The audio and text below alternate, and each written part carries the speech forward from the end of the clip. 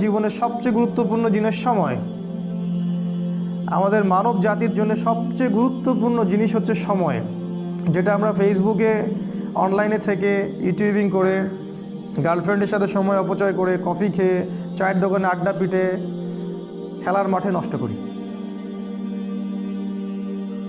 তবে মানুষ যখন মৃত্যুবরণ করবে কিয়ামতের মাঠে এবং জান্নাতে যদি চলেও যায়, সেখানে গিয়েও মানুষের আফসোস হবে ওই সময়গুলোর জন্যে, যে সময়গুলো মানুষ অহেতুক নষ্ট করেছে, যে সময়গুলোতে মানুষ আল্লাহর কথা বলেনি, আল্লাহর জিকির করেনি, রাসূলের প্রতি দরুদ পড়েনি। ওই সময়গুলোর জন্য মানুষ আফসোস করতে থাকবে।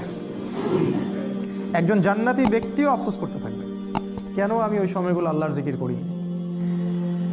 সময় সবচেয়ে বেশি ইম্পর্টেন্ট জিনিস। আর এই সভ্যতা, এই গডলেস ওয়ার্ল্ড এবং এই এডুকেশন সিস্টেম আমাদের সময়গুলোকে খেয়ে ফেলেছে। এখন আমার মনে হয় এই 30 বছরের জীবনে এসে আমার কাছে মনে হয় যে আমার জীবনের 15 বা 18টা বছর অপচয় হয়ে গেছে।